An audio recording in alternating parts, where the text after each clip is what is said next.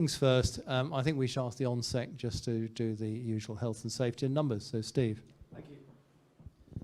Good afternoon, everybody. First of all, the numbers. This afternoon we've had 57 fellows and members and 3 guests, making a total of 60. I could do that sum, it was good. If the fire alarm goes off, it's, to use a phrase, for real. And the lifts will stop working. Please exit the building by the front stairs. Don't forget there's also the back stairs. Out of the front door, turn right again to Abchurch Yard, and there we will check off your names. Also, could I remind everybody, please, that if you have a mobile phone, could you make sure it's on silent? Thank you. Thank you, Steve.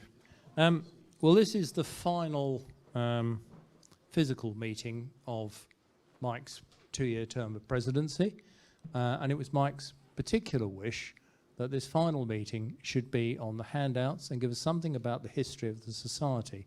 And it's a tremendous pleasure to have 3 of our overseas members who know so much about all our handouts that they can actually put this together, which is fantastic.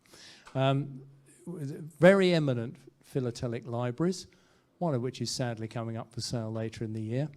But 2 RDPs, no less, who are both here today, Jonas Hällström and Tomas Bjäringer. It's a shame that Mårten Sundberg, who's the 3rd Fellow of the Royal who's put this together, can't be here this afternoon. But I'm sure we're in for a real treat. I hope they're a little tickled that the meeting is an innovation coming at 4 o'clock. I hope it's a format you like. We're going to try it for the coming season and see how that works. But I can see there is an advantage in going down to look at the material after the display. All those bits when you listen to the PowerPoint, I'd like to go and see that. And it will be no longer the case, oh, the material closed 10 minutes ago and you can't go and see it. And it also will allow plenty of time for social time as well. So I hope you'll welcome those innovations. And I'll hand over to Jonas. I think you're going to do the presentation. Thank you.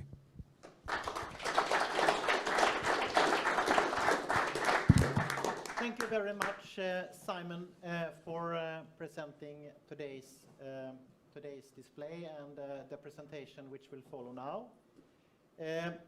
The first international philatelist I met was when I was only 14 years old. I couldn't sleep for 3 days because I was going from Sweden to Oslo to meet Sir John B. Marriott. He was the keeper of the Royal Philatelic Collection by then, and I should meet him to do an interview for the Philatelic Youth Journal in Sweden. That was a long time ago. I have definitely slept well tonight. I was not nervous to give this presentation. When I came to the Royal the first time, I was a new member. I came to my first meeting at 41 Devonshire Place. I met with the president, Gavin Fryer. This was 2001. And the first thing Gavin asked me is, Jonas, you are a young man.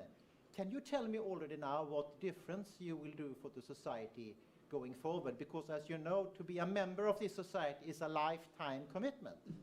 And I said, well, it's too early to say, but I promise one thing. I will try to understand along my membership, active membership time, what you actually asked me about. And today I stand here 24 years later, and I much better understand what implied his question to me, namely, this society is very different.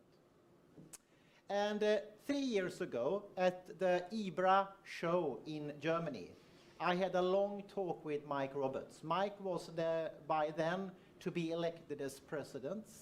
Sorry, it was 2023, not 2022. 2023, it was in May, and Mike was going to be elected as president. And he said, we had a long talk together. And he said, Jonas, I am a little bit nervous because I feel like the king is watching me all the time, what we are doing.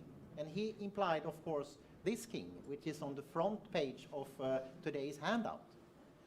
And he said to me, Jonas, you are saying every time I talk with you how important this society is and how different this society is. And Jonas, can you make a presentation during my presidency about this importance. And I would prefer it to be at the end of the term, because when he said, the next week, I mean, next week Mike would have ended his presidency as president, and he said this day should be a kickoff for the future about reminding us all why the king is watching us and what traditions we are more or less obliged to follow. Can you do something about this? And I said, I have an idea, and I will talk with my fellow colleagues, Tomas and Mårten, because all of us, we three together, we care about this very much, and we have cared about it one way, namely to focus on the meeting days and the meeting days handouts. So today's display and this presentation is a reply to late Mike, the late president, on what he asked us to do, and it is a reminder to all of us about what the society possibly for many of us is, because I can see coming back here quite frequently, many of you are coming back meeting after meeting, and the answer at the end of this presentation should give only the simple answer: this society is about the meetings. And I will give you a short retrospective on this and why I think this is still very important. So having that said, this will not be a presentation about everything related to our history, because that is much more to do than for maybe 30 minutes of a presentation. But it is important to remind us about at the time when the society was founded. You had other societies also founded around the world in the 1860s, but the Royal Philatelic Society London, we are the longest existing without any interruption society in the world. And this is one answer why we are important. We have a long continuous history to actually preserve and to develop. And we were founded on the 10th of April 1869, and already from the very start the rules of the society's existence were formed, and these rules I will come back to a little bit later. Already at the first AGM, the early meetings of the society were not performed in our own building or so. It was actually rotated in some of the active philatelists by then in their private houses. And the first AGM was actually performed in the private house of William Haynes, who was the then secretary of the society. And one thing which already from the start was a rule of the society's meetings was actually to spread knowledge about philately by the mean of giving a presentation of some kind. The formal definition was that reading a paper, like we do from this pulpit here, reading a paper, giving a presentation, so the membership could leave the meeting with an education on a philatelic subject.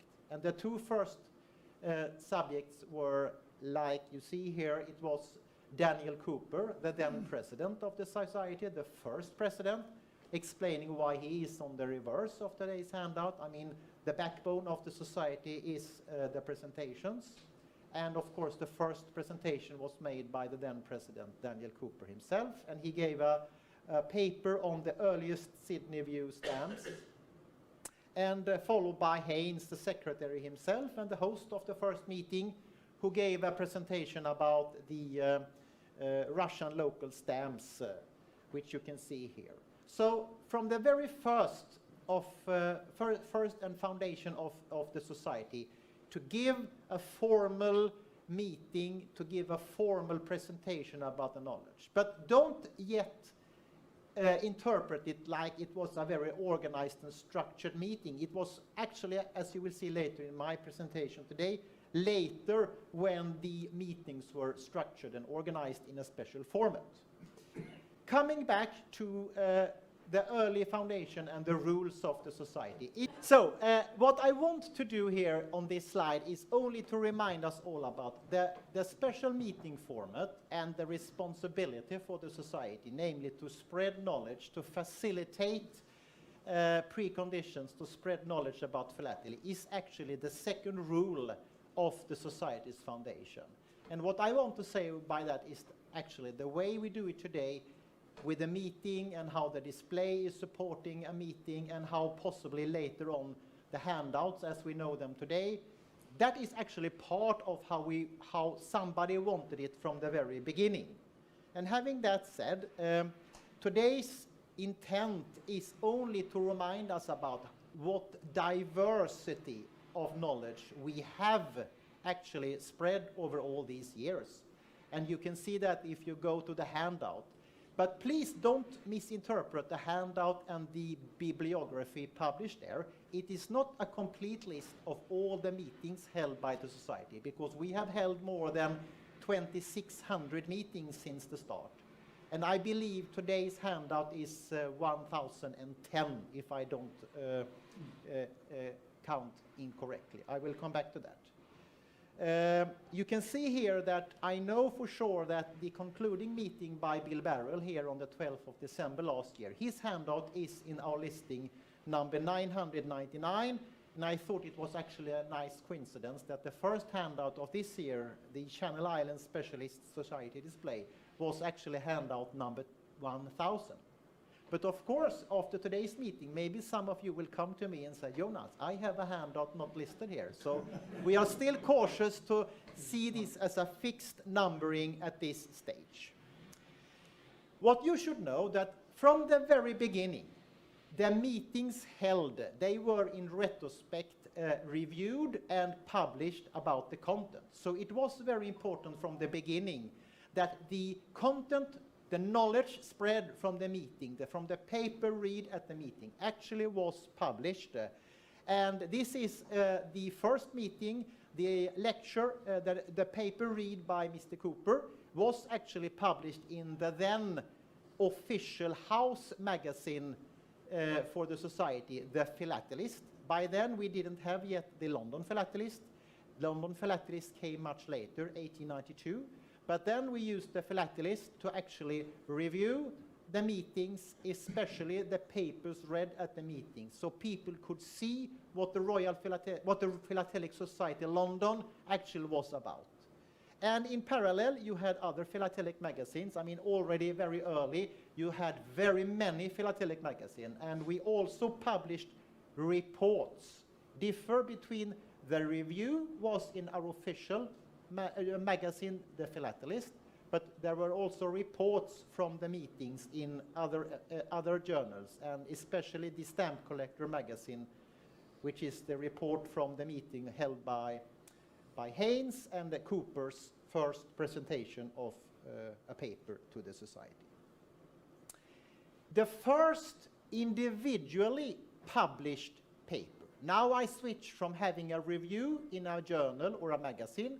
Now I talk about the first separately published individually paper from a meeting is this one. It is the meeting held on the 6th of May, 1871, and the topic was Spanish related. It was about the obliteration marks, and this was held by Mr. Victoriano Gregorio de Assisi, and it was on behalf of the Spaniard himself, the collector Mariano Pardo de Figueroa. Sorry for the pronunciation maybe, but this was the first time that after a meeting, a special paper was published externally from a journal. And this is why when this separately published publication was made 2 years after the meeting itself. The meeting itself was 1871. This was published 1873. And this is separately published, and we used to say that this is our first publication. This is the first publication made by the Philatelic Society London. And as you remember, a few years ago, when it was the sesquicentennial of our first publication, 2 years ago, we asked Stefan Heitz to publish a supplement together with the London Philatelist about the first official stamps of the world. They were Spanish. And in the introduction to that supplement, we asked Eduardo from Spain to publish something about this first publication 150 years ago. The reason why we say that 2023 was the sesquicentennial. So that was the first standalone publication. And only to remind us about how nerdy we are sometimes, this actually exists in 3 different editions. This first standalone publication exists in the first, second, and third edition, but that is only a minor comment. You should only know about it, that you can be very nerdy if you go to details. So, having this said, in the beginning, the meeting papers read for the society at the meetings, they were reviewed in the journals, in the philatelists. And this is an example where you have a meeting which was so comprehensive by Vestobi, so it was published in not less than 17 parts over a long period in the philatelist. And having all these separately published reviews from meetings, it reminded the then leadership of the society that this is interesting. To publish something separately after the meeting is important. But it took quite a long time until it became a trend like today. But you can see here that we have identified in our bibliography some examples from 1896, 1902, and 1910, where it was published separately, like the first one from 1873, something in retrospect from the meeting, a separate publication. Having that said, at this time of the society's meetings, it was quite common, and you will see it if you look back to the then journals, the mentioned Philatelist, the Stamp Collectors Magazine, and also later our own magazine journal, the London Philatelist, that meetings were published with these reviews. And this was actually also the driving force behind thinking about doing a comprehensive volume of all these reviews. So the first publications, those first books we used to say today, they are actually to compile separate reviews from meetings on knowledge about topics and make them into one volume as a book published retrospectively by the society. And this was the first books 1870, 1880. And when the society evolved and became more international, and we had members all over the world, 1890, Bassett Hull in Tasmania, Australia, he wanted to publish a book with us about his loving topic, Tasmania, and it was impossible to coordinate such a project in London from Australia. So that's the reason why some members actually formed the first publication committee 1890, namely that we had to coordinate the first books we wanted to publish as standalone volumes, and that created the foundation by Philbrick and Vestobi, the first publication committee to coordinate the publication of these books.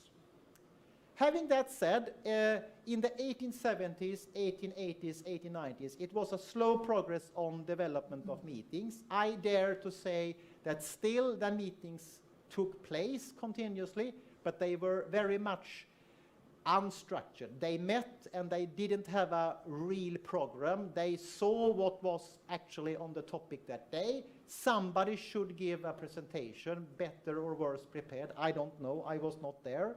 But we know, for example, that it took a while until the first female paper was read. And this is the paper by Miss Fenton about the secret marks on stamps of Peru.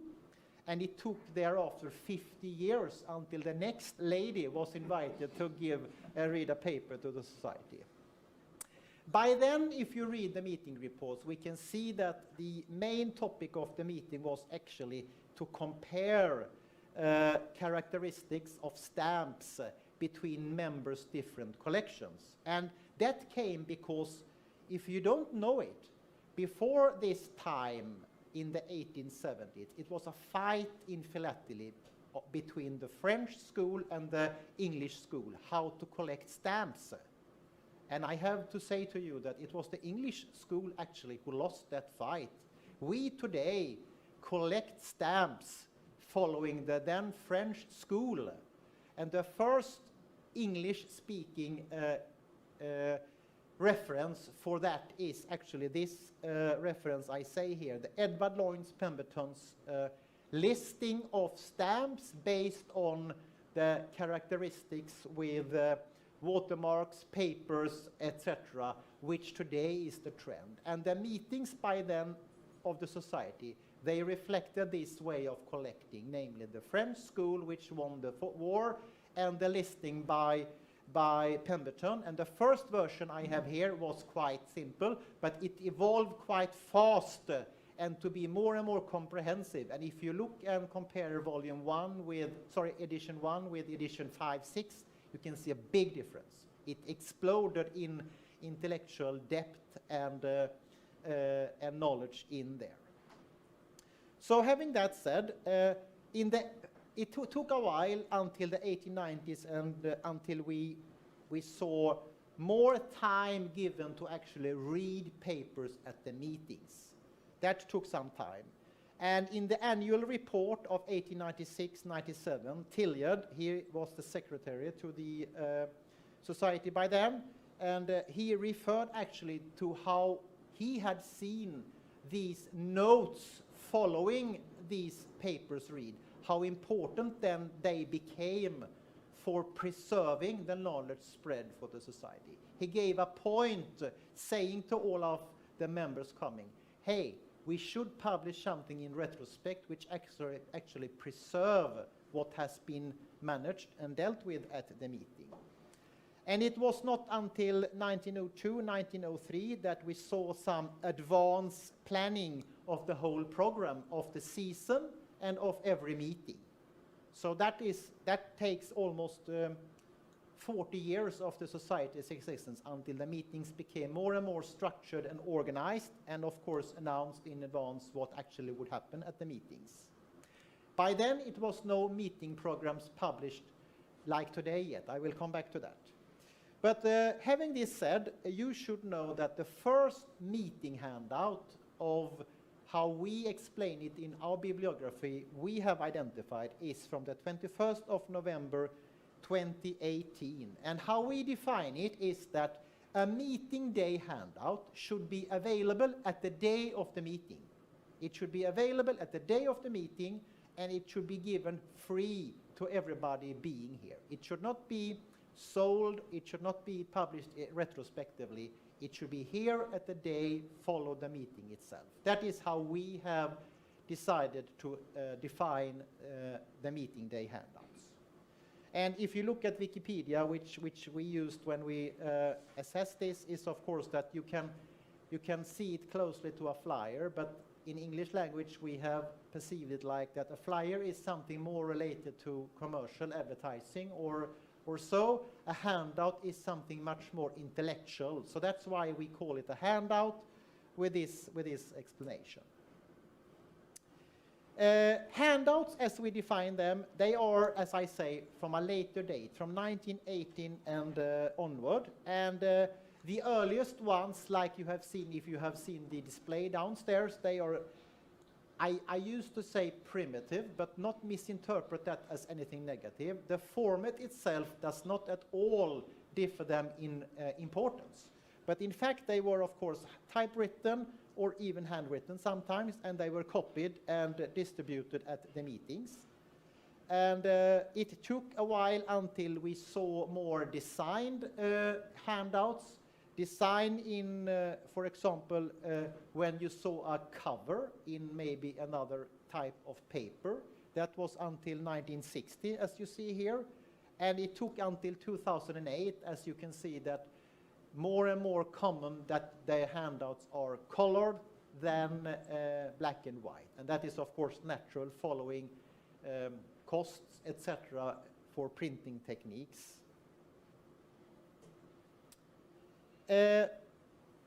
For many collectors, maybe this is not obvious for all of you, but especially for us living not in UK, but living all over the world. And today, 2/3 of the memberships are actually international. They are not living in UK. 36% only of the memberships is foreign. For many of the members being invited to come here and give a presentation or a display, that is the finest honor you can actually be asked to do as a philatelist.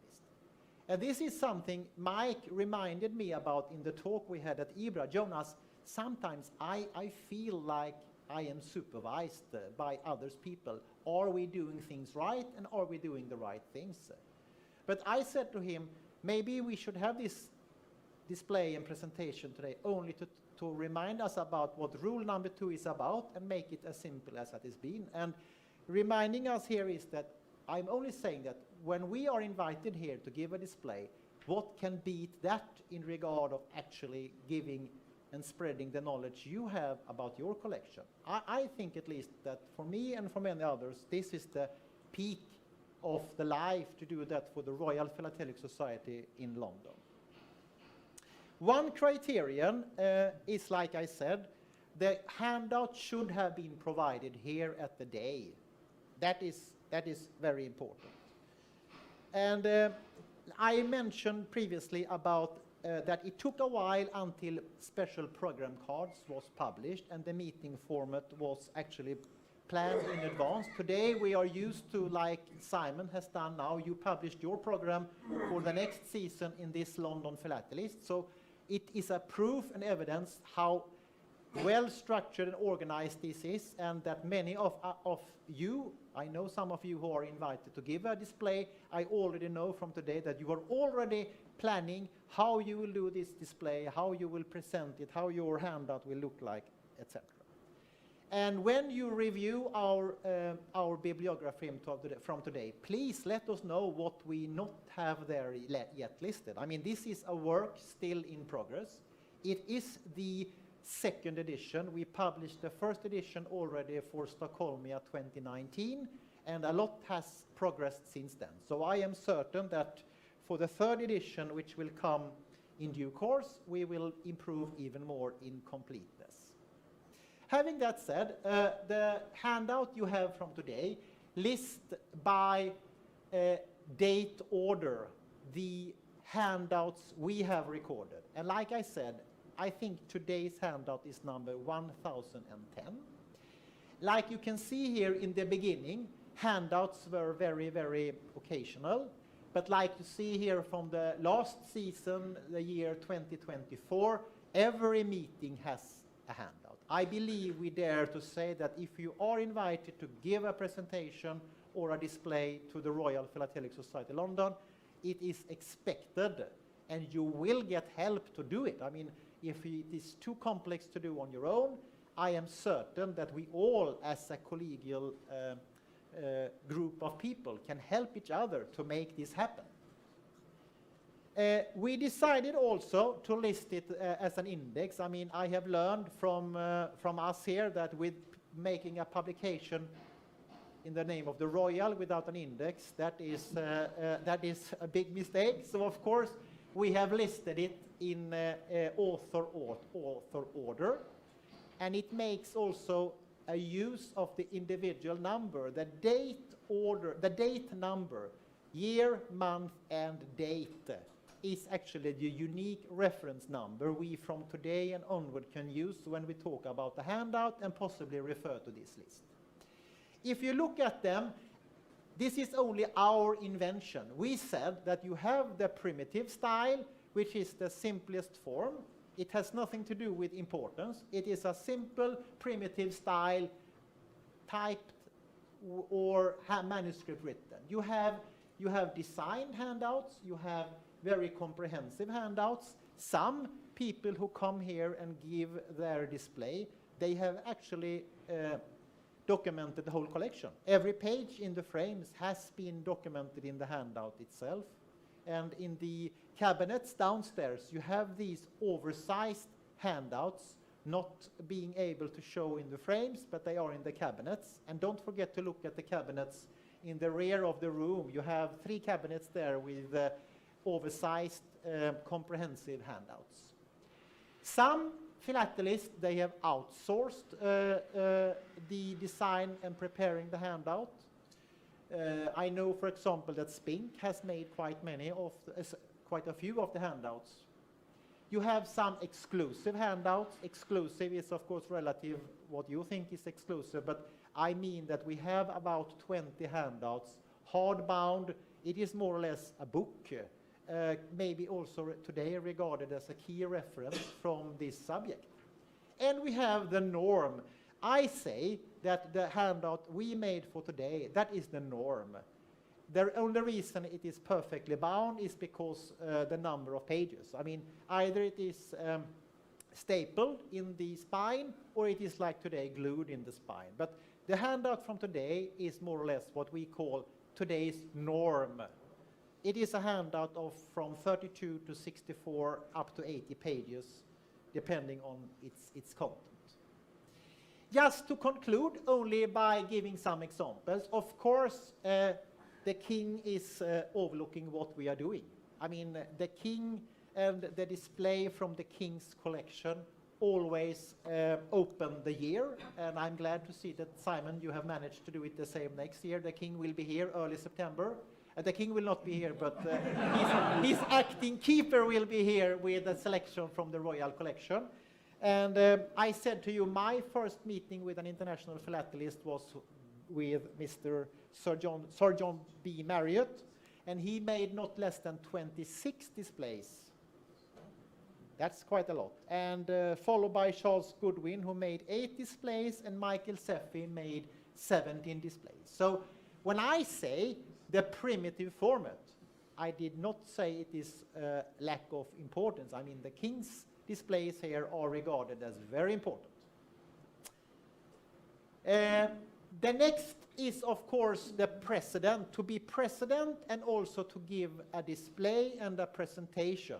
I mean, normally the president gives both a 5 p.m., now a 4 p.m., and a 1 p.m. display. That has been a fine tradition, and this is only a few examples from the latest past presidents of the society.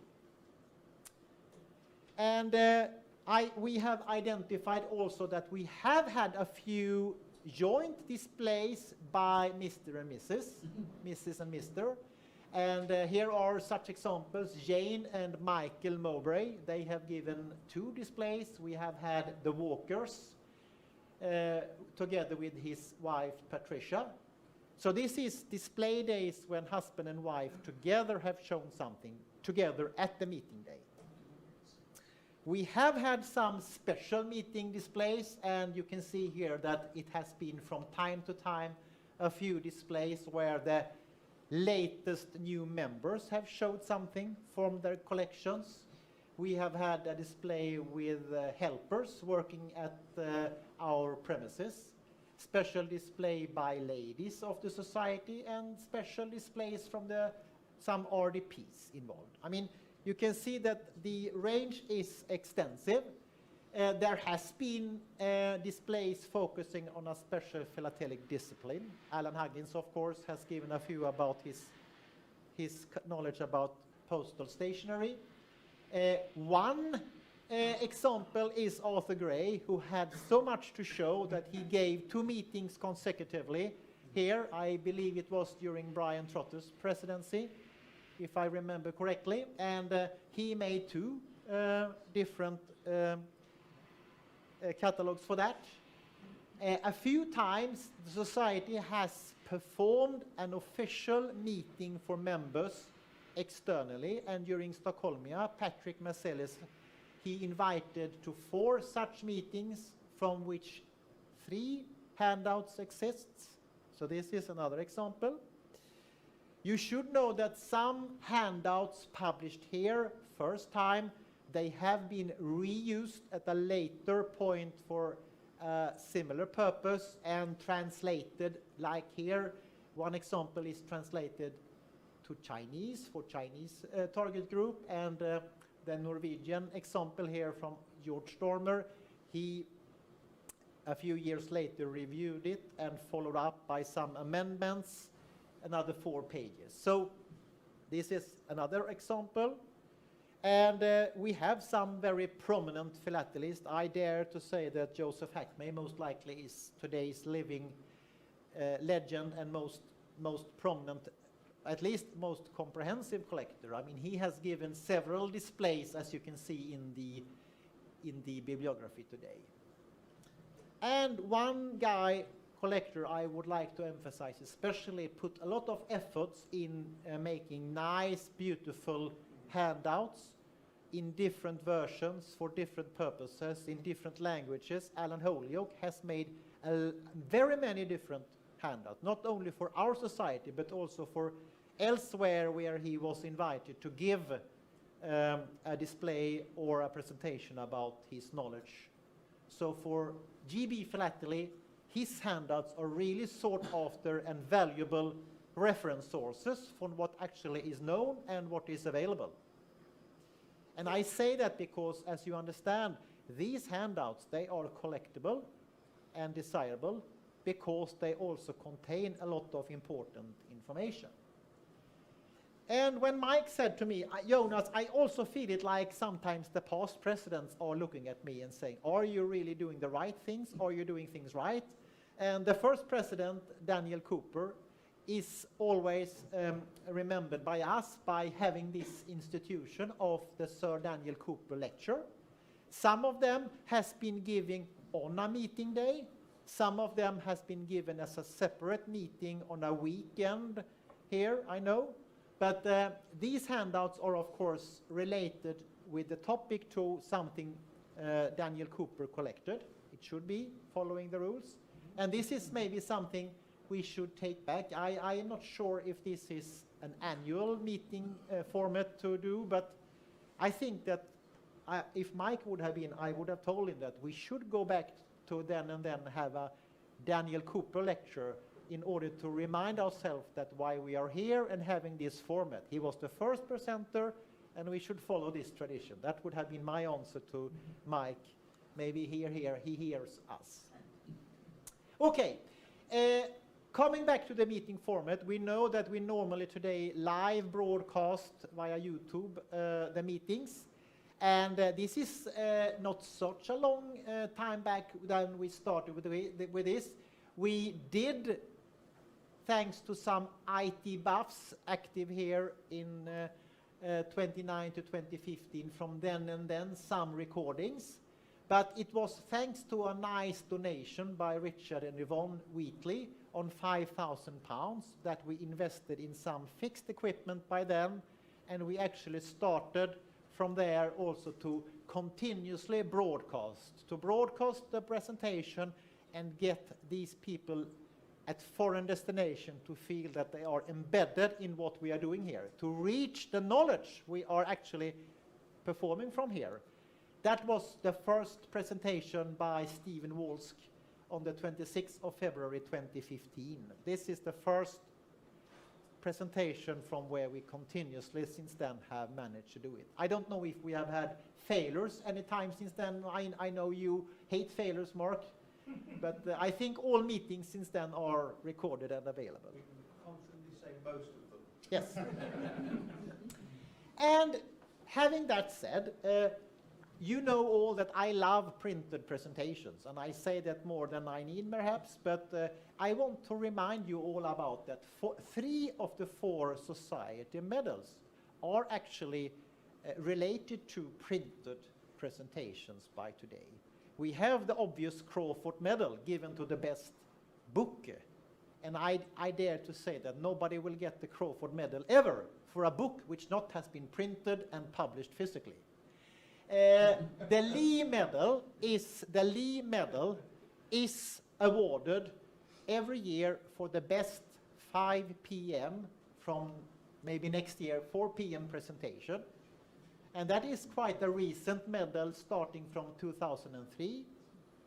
And if you share my perception that today it is a norm to be followed with a handout, I am sure that without a handout in a printed format given at the day, I dare to say that can you really get the Lee Medal with a digital handout only? I don't know. And the Tilliard Medal. Like I said, Tilliard was the secretary, and he was a man of trying to structure and organize the meetings. And he was the one reminding the society that those meetings where we have read a paper and after the meeting published a review from the meeting, they are even more important. That's why we today have the Tilliard Medal for the 1 p.m. display, and I dare to say that will we ever give the Tilliard Medal to a 1 p.m. display without a printed handout? I don't know. But I would have said to Mike and to everybody and to the future leadership of the society, we need to care about some very important traditions, and to print these things and make them available and preserved for the future is important. And I say 3 of our society medals are related to that we actually print. The Crawford Medal and the Tilliard Medal. Because the Tapling Medal, the 3rd medal, is of course given to the best article in the LP. And okay, I admit, maybe the LP doesn't need to be printed to be having the best article, but I think we should still print the London Philatelist going forward. Having that said, and concluding today's presentation and display, have a look again downstairs. Don't forget the oversized handouts which are in the 4 cabinets, 3 of them in front of the window downstairs. Tell me, Thomas and Mårten, about if you have a handout we not have listed. In the next edition we want to be complete. And having that said, remember all of you that if the king is actually seeing what we are doing, not only this king, which was by then a president of society one time and the first president, but we who actually are invited to give a presentation here. This is the most important moment in our life. Some of us has been fortunate to be invited again, some of us for the only time in our life. This is very important. We are international and we should remain. Thank you for listening, and I can take any questions now.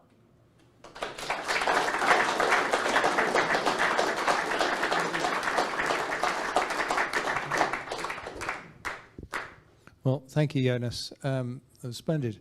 I was very pleased to see actually the very first handout had Dominica in it. And I'm also very pleased to say the King will be bringing, or Rod on his behalf will be bringing Dominica to us this September.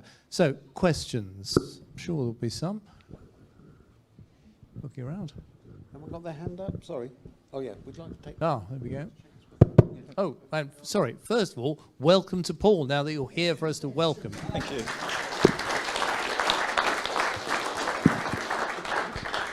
Thank you. Thank you very much, Jonas. That was terrific.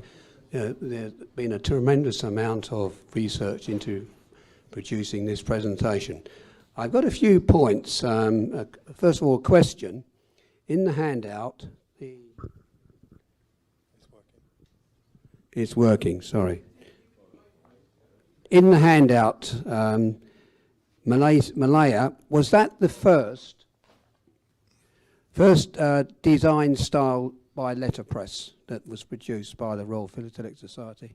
With a small reservation, but I would say yes. Yes, okay. When I went through the recorded examples, I took this one from the collection, which I found is the first where you can see it is designed and with a computer and some kind of design style as an intent to present it. Oh, good, thank you.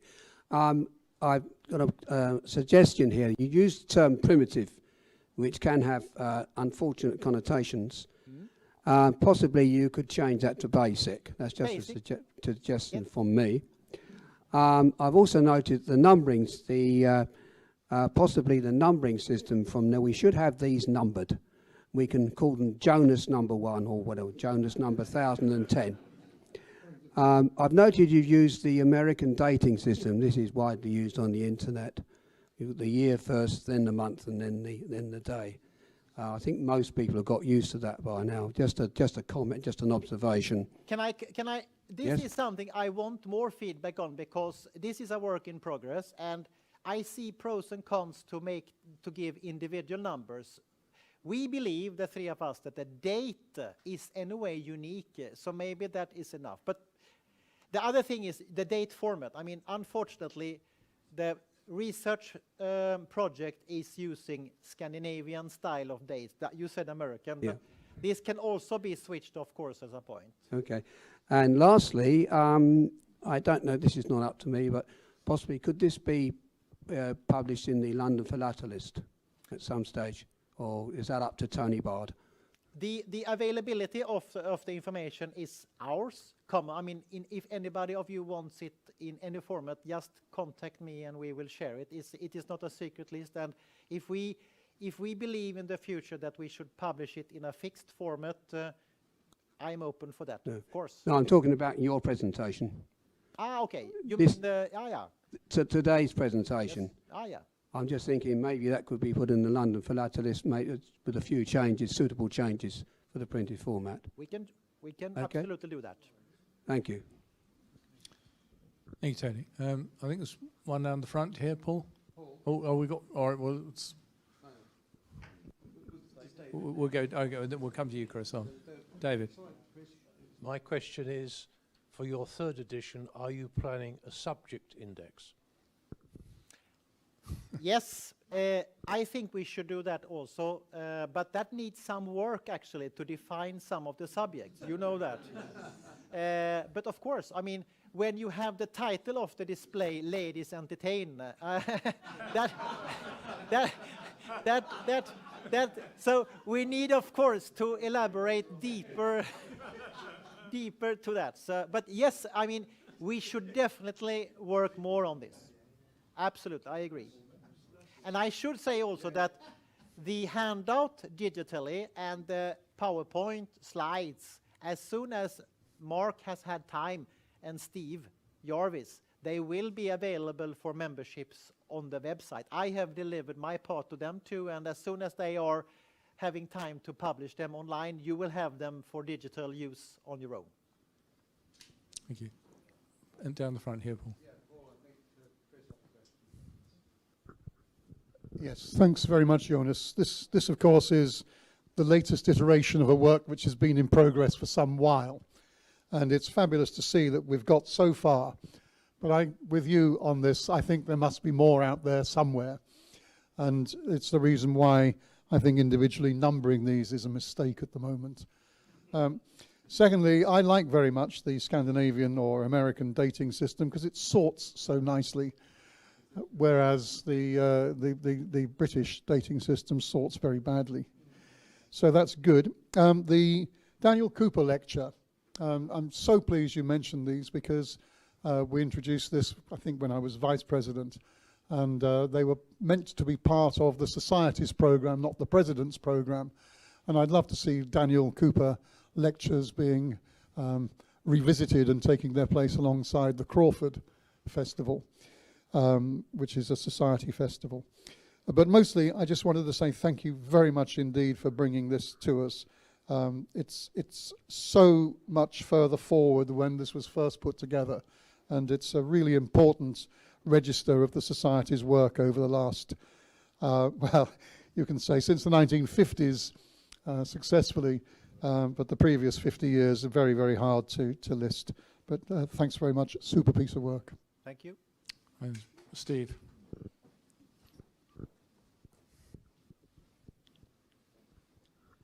Just a small criticism, Jonas. Yes.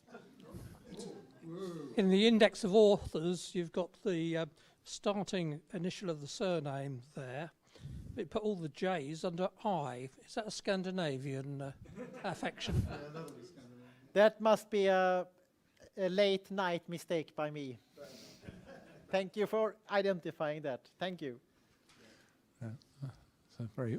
It should be, of course, A and J separately. Yeah. Yeah. Good. Well, perhaps. Sharp eyes, Stephen. Well, I think in that case, it looks like it's time to ask James Podger to give the vote of thanks. I'm sure we can find something else Chris hasn't said.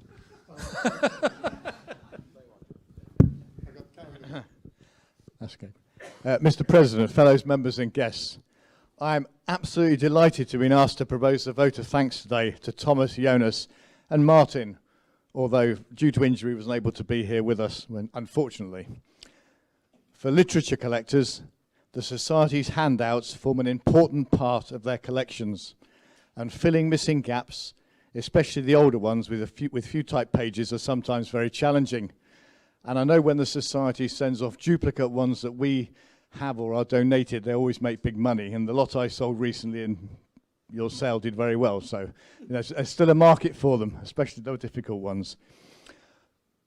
When I read about this in the programme, I was intrigued as to what the three of them would present for this 4 p.m. meeting, basis that all the material I understood was to be shown from the Society's own archive. Of course, now with the added 5 that aren't in the Society's holdings that lives in the Paris Library, which is either coming to auction soon or might be donated, I don't know. We'll see if we can twist Thomas's arm. There we are. Anyway, I'm not disappointed, and I'm sure neither of you are. It was really good. Interestingly, the presentation could easily have formed part of this year's Crawford's Festival.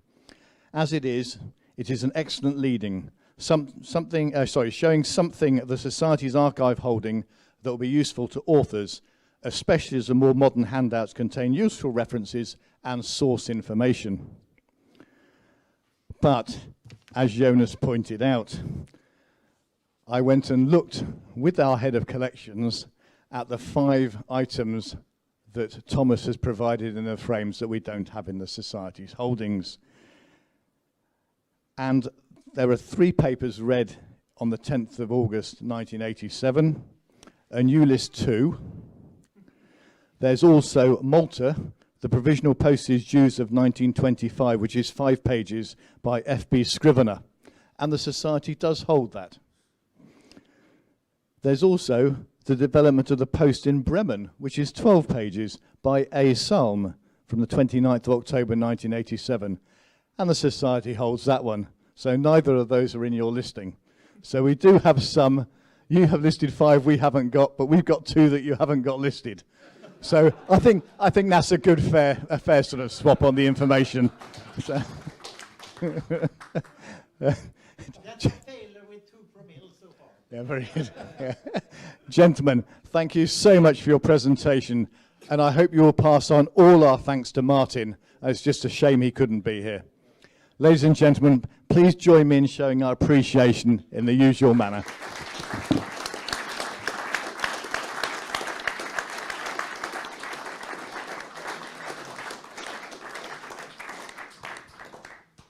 Well, thank you, James. I think it shows that this is actually an immensely important work. A great deal of work has gone into it. It's obviously a huge development since the first edition at Stockholmia. And we also show the wisdom of their decision not to number them. So it all makes a great deal of sense. But it's been a real privilege and given us an insight into some of the Society's history in a very tangible way. So I'll add my thanks to that. And now, of course, we come to the presentations. I'm hoping one of you can take back Mårten's medal with him. And so, gentlemen, if you'd like to come up, we've got the plaquette and certificates.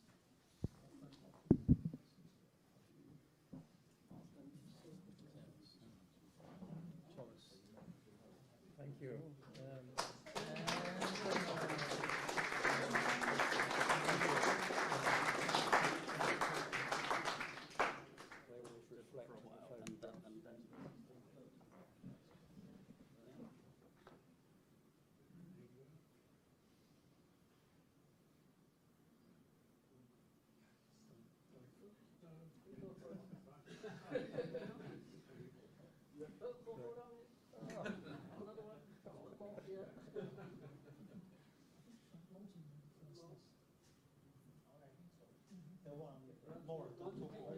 Right, and Jonas, this is yours. Yeah, we might get you both in.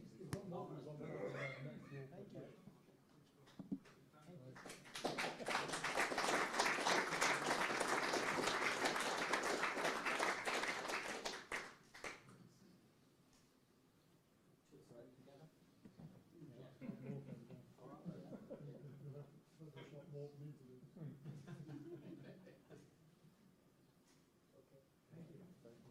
I give you Morton's as well? Yes. Yeah. That's the plaquette, and you've got the certificate. Great. Yeah. You have it. Yeah, splendid. And there's your badge.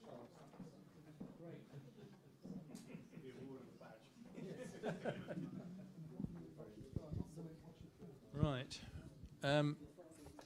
Well, of course, that does actually conclude the physical presidential programme, but that isn't all the society do, as we've already been reminded with the Sir Daniel Cooper lecture. We will look at bringing that back. I've had some discussions with David Beach earlier. Next week is quite an eventful week. We have the two-day Crawford Festival, which is on the Tuesday and Wednesday. I think there are still some spaces available, but for a catering point of view, it is very helpful if you can just register. No cost, but just help with the catering numbers. And then, of course, there's the AGM on Thursday, and we will have material from the Scottish forgery collection that the Society's been donated and we've now curated. So come and see some of the work that the Philatelic Collections people have put in on that. It's quite a substantial display and will add to your entertainment in the afternoon before the AGM. And then a reminder as well that for the Devonshire Bowl, the deadline is apparently Monday. It's certainly Monday if you want to be included in the handout. I think we have about 15 entries at the moment, maybe a few more. But a few more can definitely be accommodated. Just remember, a popular vote, it's not judges. It's what the members turning up on the day like best. So one frame, do have a go. The deadline for entry, yes, the competition will be on the 3rd. And that's mainly if you want to get the front page in the handout, because we do have to give, you can still do it, but you wouldn't be preserved for posterity and future listing and that sort of thing. 27th, does it? Okay, right. That's pretty tight. David Alford will probably not appreciate it. Okay. Well, if you haven't done it and you're intending to, it would certainly help if you could get it in as soon as possible. The current standing display is on the People's Republic of China, the W series issue by Jen Zhang, and that'll be there till the 1st of August, after which I think we're staying with the Far East for VJ Day. The material today will be in the frames till 6:30, and refreshments and buffet are in the American Tea Room until 6:40. So have a good evening. Thank you very much again. Have another peek on your way down if you missed any of those frames, particularly the ones at the back. And we'll see you next week. Thank you.